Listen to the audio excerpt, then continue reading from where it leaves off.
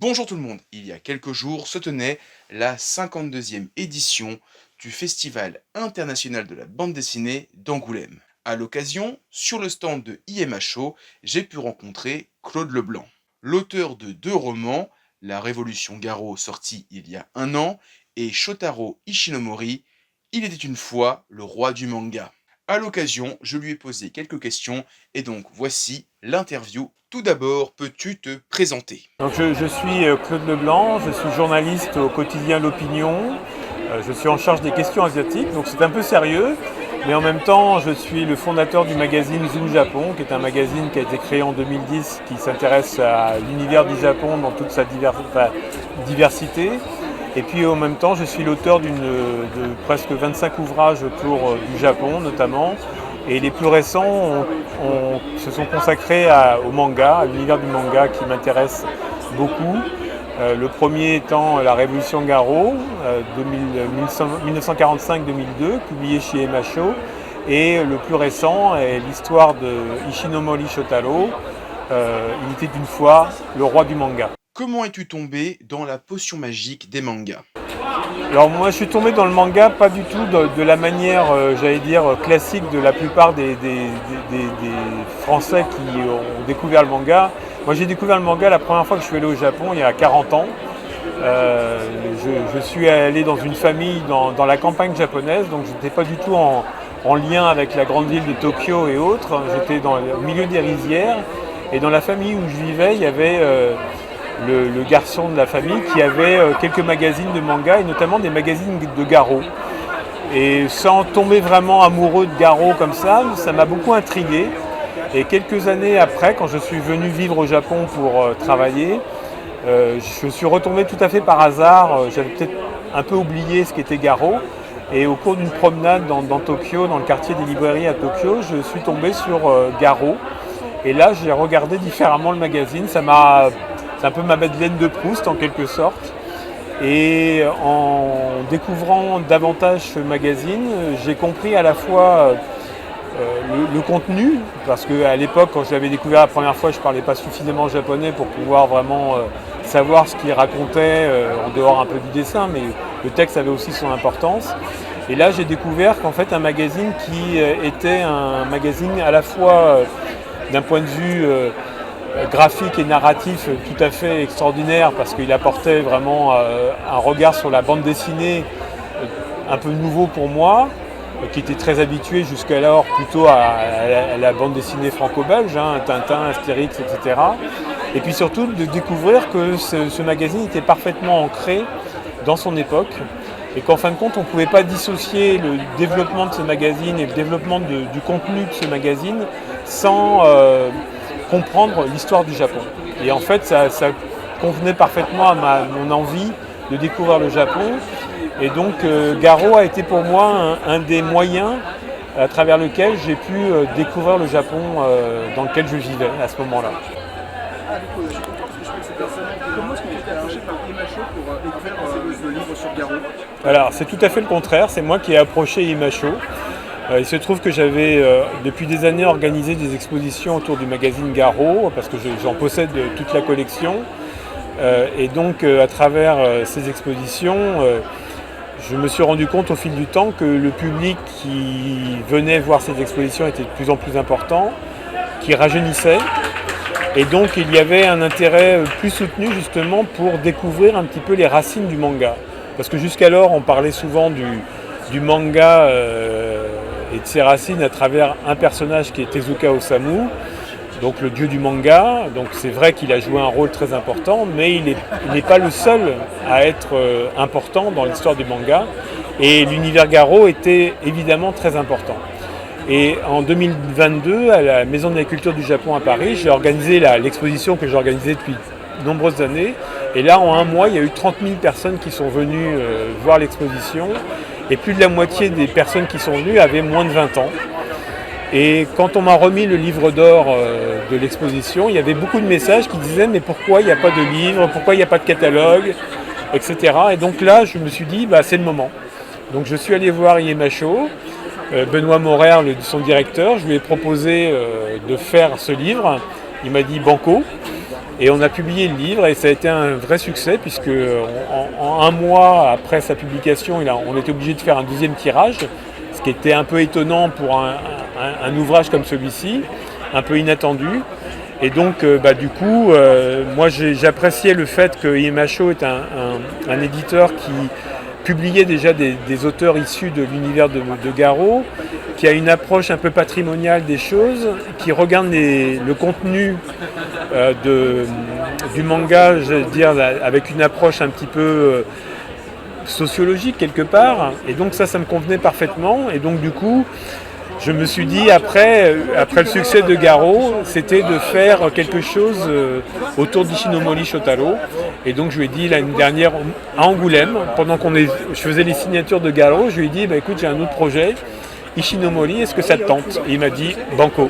Est-ce que tu as une anecdote rigolote, non présente dans le livre, sur le magazine Garot? Oui, évidemment, il y a plein d'histoires rigolotes autour de Garot, parce que Garot était un magazine un petit peu fait avec des bouts de ficelle quelque part, parce que il n'y avait pas beaucoup d'argent, et donc le cofondateur de Garot avec Shirato Sanpei, c'est Nagai Katsuichi, qui était un éditeur un petit peu, bonimenteur quelque part, et donc il a trouvé tout un tas de stratagèmes pour ne pas payer les mangaka, et certains qui demandaient quand même un peu d'argent, en fait, il leur donnait des bons à boire.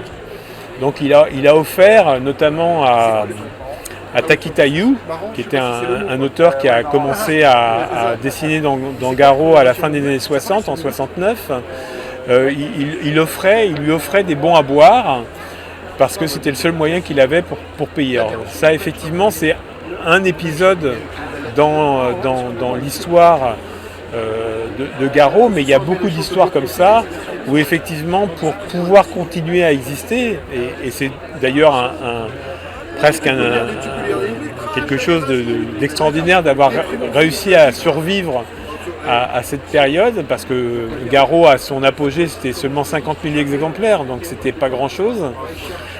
50 000 exemplaires, eh bien, Nagai Katsuichi trouvait toujours des moyens pour convaincre les auteurs, convaincre les imprimeurs de lui accorder un petit délai, de ne pas être payé, de faire ceci. Et donc il a réussi à faire survivre son magazine. Et en fait, celui-ci a finalement décliné à partir du moment où il est mort. Donc en 96, il est disparu, et après le magazine a perdu un petit peu de sa superbe et a disparu. Est-ce qu'il y a un auteur qui t'a marqué durant l'existence du magazine? Bon, c'est Shirato Sanpei, même si Shirato Sanpei n'a dessiné que 10 ans dans Garot, donc les 10 premières années de Garot. Mais c'est pour moi le plus important, parce que c'est lui d'abord qui a cofondé le magazine, qui d'autre part a voulu utiliser le manga comme un instrument d'éducation pour les enfants. Parce qu'il faut toujours rappeler que Garot, même si aujourd'hui il est perçu comme un magazine pour adultes, pour gens un petit peu alternatifs ou indépendants, c'était d'abord un magazine pour les enfants. Il a été pensé comme un magazine pour les enfants. Et ça, c'est très important à avoir en tête. Et Shirato Sanpei a vraiment créé son magazine dans cette perspective.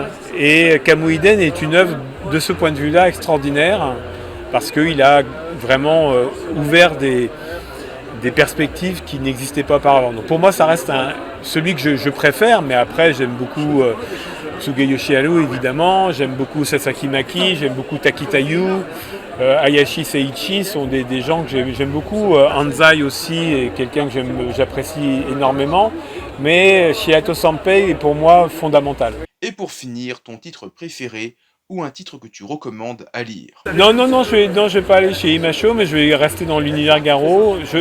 Alors évidemment, je ne vais pas reparler de Kamuiden, parce que Kamuiden est évidemment l'œuvre que j'aime peut-être le plus, évidemment.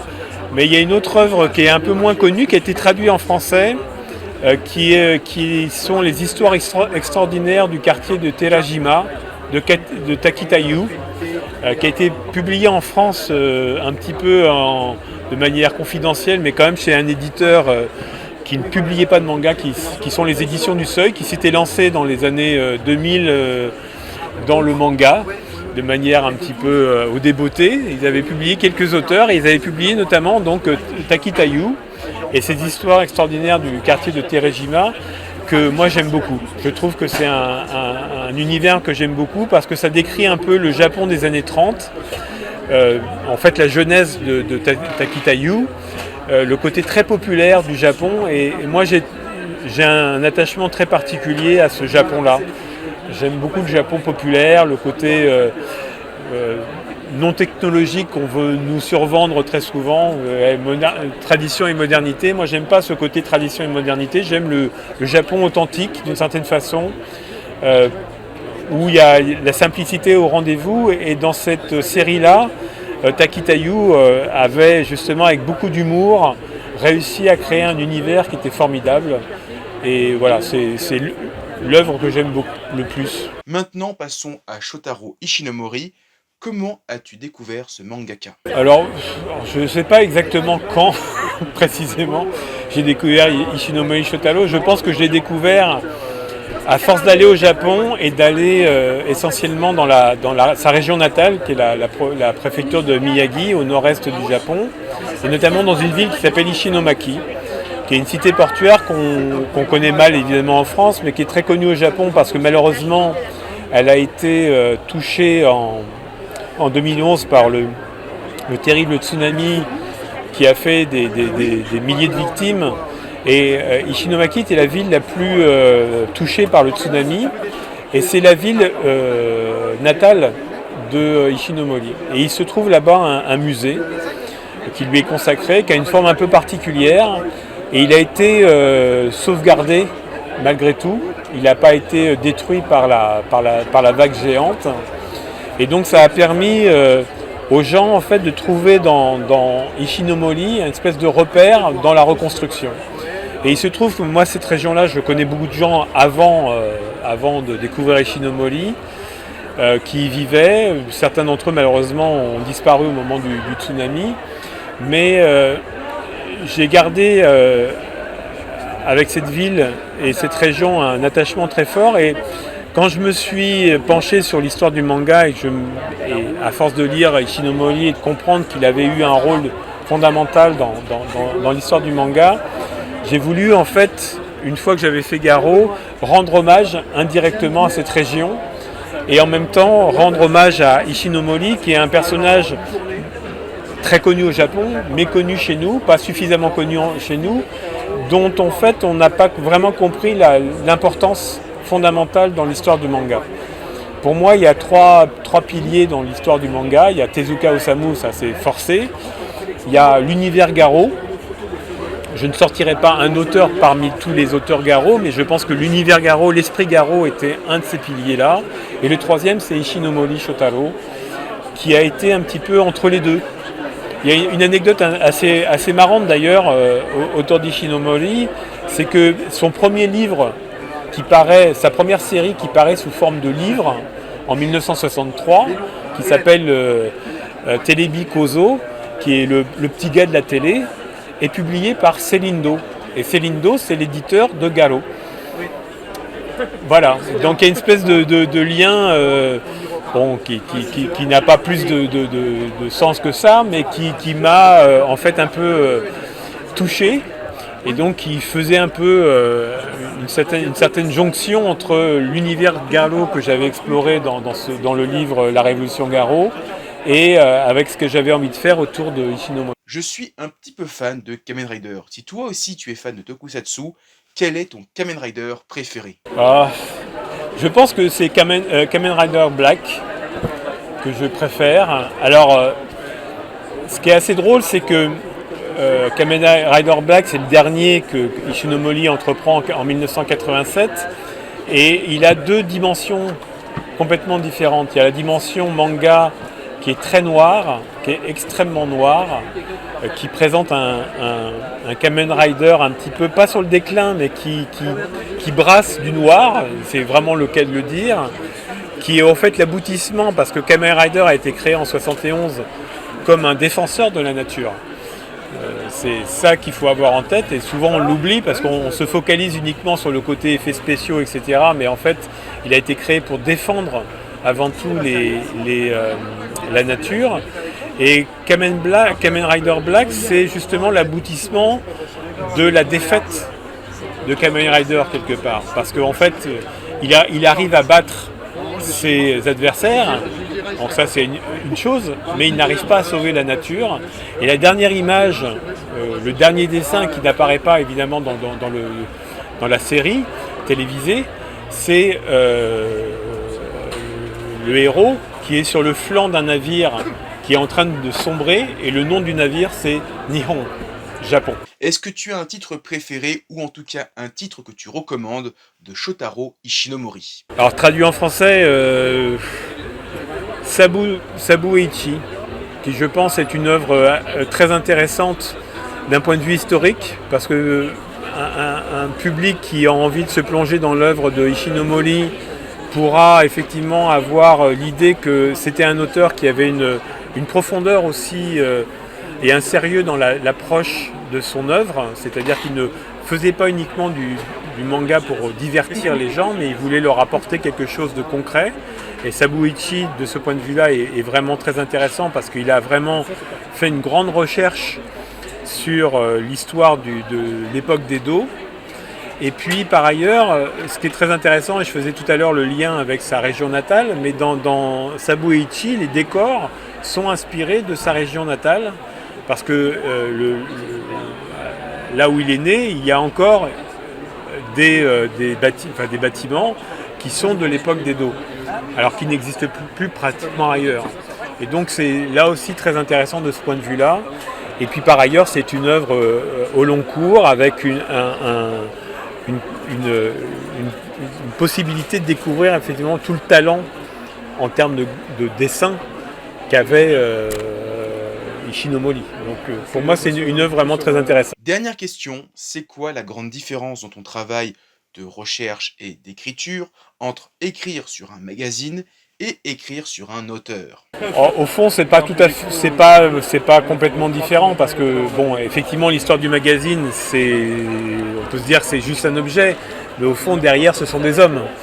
Et donc, en fait, moi, j'ai surtout travaillé à partir de la vie des deux fondateurs de Garo, Ishinomori, Shihato Sanpei et Nagai Katsuichi, pour fonder mon travail de recherche.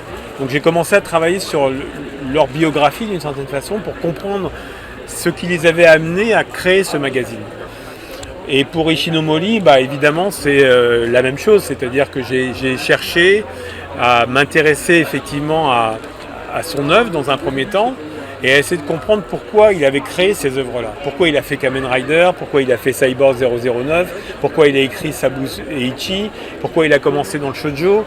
Et donc en fait, en explorant sa vie, en faisant des recherches, en lisant ce qu'il avait pu écrire, en interviewant des gens qui avaient travaillé avec lui, de comprendre finalement le cheminement et d'apporter finalement un éclairage, je pense, important et nécessaire pour comprendre les œuvres en elles-mêmes. Parce qu'au fond, une œuvre, on parlait de Kamen Rider tout à l'heure, mais souvent pour beaucoup de gens, Kamen Rider, c'est les effets spéciaux. Non, Kamen Rider, c'est effectivement les effets spéciaux, parce qu'il a pensé son personnage comme un personnage de télévision qui évoluerait dans les effets spéciaux, mais en même temps, c'est une œuvre qui est pensée comme un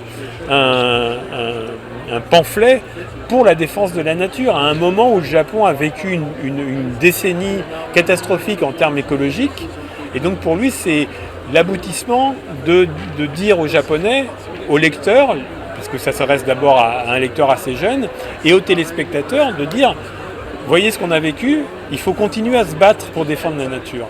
Alors je pense que ce message-là, il a été un peu oublié par la plupart des gens, mais si on ne le rappelle pas, effectivement, ça ne restera pas. Alors que pour lui, c'est resté quelque chose de très très très important jusqu'au bout de sa vie. Enfin, avant de se quitter, est-ce que tu as des projets futurs que tu aimerais présenter ici? Oui, j'ai plein de projets. Donc j'en ai un qui va normalement paraître en septembre 2025 au PUF, aux Presses universitaires de France, sur la géopolitique du train.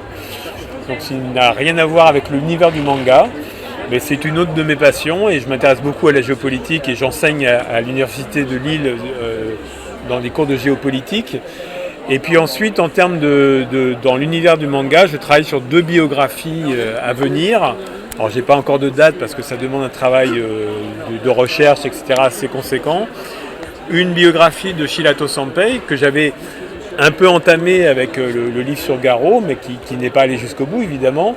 Et puis une autre sur Tsuge Yoshiharu, qui est un autre pilier de l'univers Garo. Et donc là, je travaille là-dessus, mais c'est un travail important de recherche sur place, de rencontres, etc. Et ça ne peut pas se faire en peu de temps. Donc je me laisse le temps de le faire, mais ça viendra. Voilà. Voilà, c'était mon interview sur Claude Leblanc. Je le rappelle, c'est l'auteur de La Révolution Garo et de Shotaro Ishinomori.